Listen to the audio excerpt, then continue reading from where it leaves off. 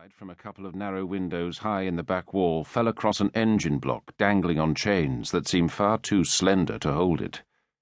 Below it, lashed to the workbench with razor wire, the fat man in the photograph was struggling to breathe. He was stripped to the waist, his huge, hairy stomach rising and falling in time with every laboured breath. His nose was bloodied and broken, and one of his eyes had swollen shut. Crimson rivulets ran from where the wire touched his sweat-slick skin. A man in dusty fatigue stood over him, his face also obscured by keffiyeh and goggles. "Where is it?" he said, slowly raising a tire iron that was wet with blood. The fat man said nothing, merely shook his head, his breathing growing more rapid in the anticipation of fresh pain. Snot and blood bubbled from his nostrils into his moustache. He screwed up his one good eye. The tire iron rose higher. Then the desert warrior stepped into the room. The fat man's face remained clenched in expectation of another blow. When none came, he opened his good eye and discovered the second figure standing over him. "Your daughters." The newcomer held up the photograph. "Pretty. Maybe they can tell us where their Baba hides things."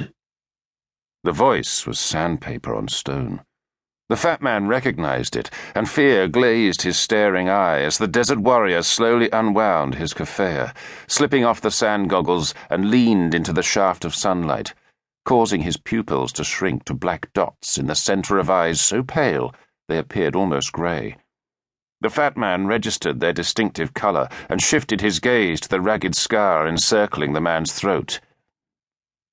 "You know who I am?" He nodded. "Say it." You are Ashba. You are the ghost." "Then you know why I am here." Another nod. "So tell me where it is. Or would you prefer me to drop this engine on your skull and drag your daughters over for a new family photo?" Defiance surged up inside him at the mention of his family. "If you kill me, you will find nothing," he said. "Not the thing you seek, and not my daughters. I would rather die than put them in danger's way." The ghost laid the photograph down on the bench and reached into his pocket for the portable sat-nav he had pulled from the windscreen of the 4x4. He pressed a button and held it out for the man to see. The screen displayed a list of recent destinations. The third one down was the Arabic word for home. The ghost tapped a fingernail lightly on it, and the display changed to show a street map of a residential area on the far side of town. All the fight drained from the fat man's face in an instant. He took a breath and, in as steady a voice as he could manage, told the ghost what he needed to hear. The 4x4 bounced over broken ground alongside one of the numerous canals that crisscrossed the landscape to the east of Al-Hila. The terrain was a striking mixture of barren desert and patches of dense tropical greenery.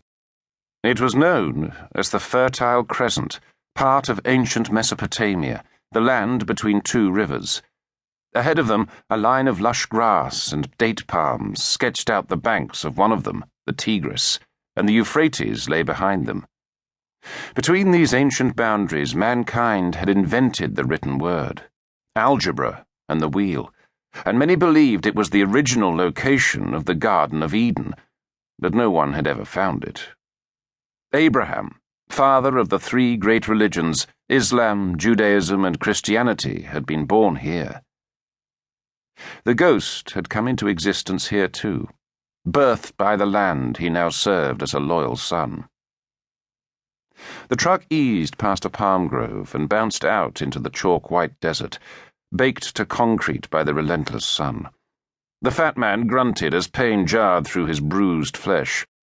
The ghost ignored him, fixing his gaze on a hazy pile of rubble starting to take shape through the windscreen. It was too soon to say what it was or even how close. The extreme heat of the desert played tricks with distance and time. Looking out at the bleached horizon, he could have been